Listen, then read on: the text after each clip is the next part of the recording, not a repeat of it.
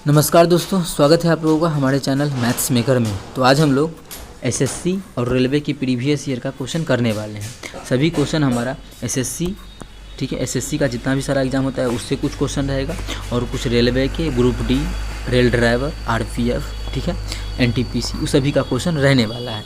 ये देखिए हमारा ग्रुप डी में पूछा गया प्रश्न है, ये देखिए हमारा एसएससी सीजीएल में पूछा गया प्रश्न है, ये हमारा एनटीपीसी में पूछा गया प्रश्न है और ये देखिए हमारा एनटीपीसी में ही पूछा गया प्रश्न है।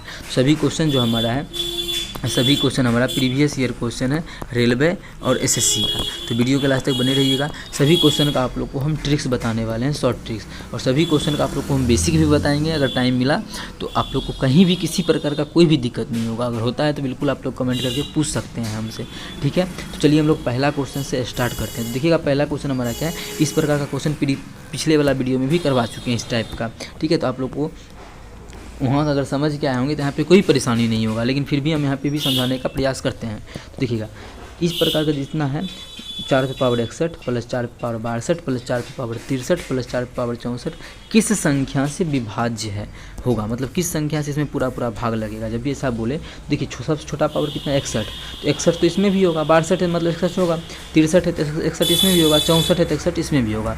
तो जो सबसे छोटा है उसको कॉमन लीजिए, यही पावर सबसे छोटा है ना, तो पावर 4 पे पावर 61 हम कॉमन ले लिए तो यहाँ पे क्या बच जाएगा मेरा, यहाँ पे 1 बचेगा जोड़। यहाँ पे 4 पे पावर कितना 61 ले लिए तो बचेगा कितना, 4 पे पावर 1 बचेगा, तभी तो 4 पे पावर 62 था, 61 था, 61 कॉमन लिए तो 62 है तो 1 बचेगा, ठीक है, बच गया। अब प्लस यहाँ पे क्या बचेगा, यहाँ पे 61 है कॉमन, यहाँ पे 63 है मतलब 4 का स्क्वायर बचेगा, 4 का स्क्वायर अच्छे से लिखते हैं, स्क्वायर बचेगा, प्लस स्क्वायर भी अच्छे से लिखा जाए, प्लस यहाँ पे क्या बचेगा 4 पे पावर 3 बचेगा, कितना बचेगा 4 पे पावर 3 बचेगा। आई होप आप लोगों को यहाँ तक समझ में आया होगा। अगर कहीं भी दिक्कत होता है तो आप लोग बेझिझक हमसे पूछ लिया कीजिए, ठीक है, घबराने का कोई बात नहीं है किसी भी क्वेश्चन में। थोड़ा सा इसको छोटा करते हैं और पतला, इतना ठीक है,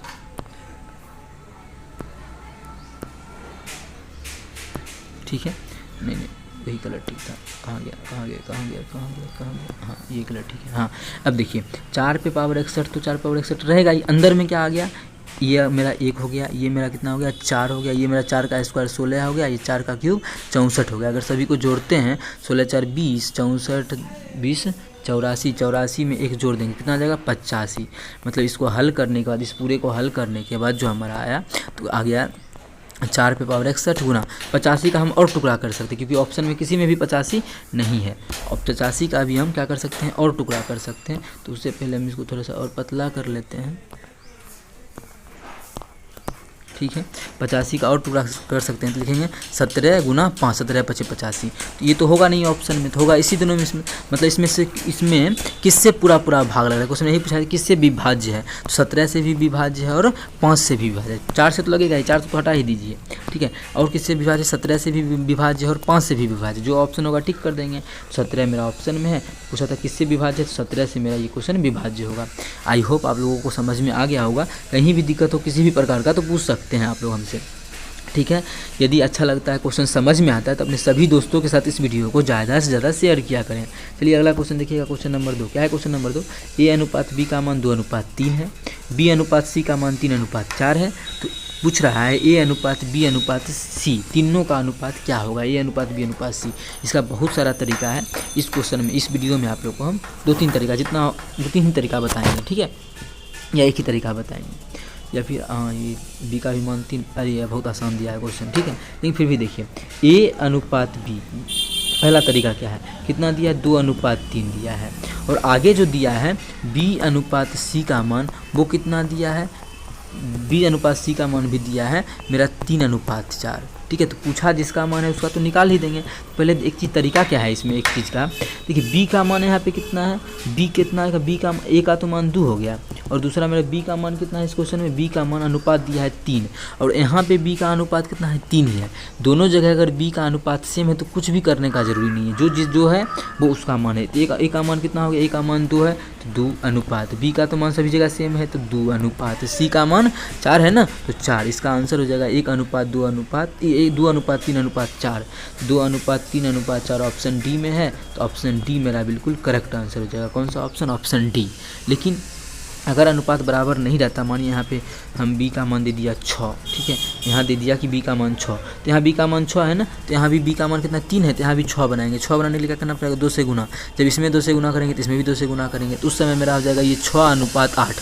बस बराबर कर देते हैं, फिर जो अनुपात होगा वही मेरा आंसर होगा। ये मेरा ये सिंपल सा तरीका है। अगर दूसरा तरीका देखा जाए इसी क्वेश्चन का क्या है, यहाँ तो हल्का क्वेश्चन दिया है, इसलिए ज़्यादा तरीका नहीं बताने का मन कर रहा है, ठीक है। अगर आप लोग को सीखना है तो पीछे जाके देख लीजिएगा वीडियो, आई होप आप लोगों को समझ में आ गया होगा, ठीक है। चलिए हम अगला क्वेश्चन करते हैं। क्वेश्चन नंबर, पहले इसको हम जो था वो एक्चुअली में ला देते हैं, हाँ ठीक है। चलिए अगला क्वेश्चन करते हैं। क्वेश्चन नंबर 3 देखिएगा। क्वेश्चन नंबर 3 क्या है, एक कर्मचारी के वेतन में 30% की वृद्धि की गई, जिससे उसका वेतन 910 रुपया हो गया। बढ़ोतरी होने से पहले उसका क्या था वेतन, जब बढ़ने से पहले जो उसका वेतन कुछ ना कुछ था वो क्या था, हम लोग से क्वेश्चन में पूछा है। 900, देखिए ये जो उसका रुपया हो गया है कितना, 910 रुपया हो गया है। कब उसका 910 रुपया वेतन हो गया है, 30% बढ़ाने के बाद। पहले उसका वेतन 100% होगा।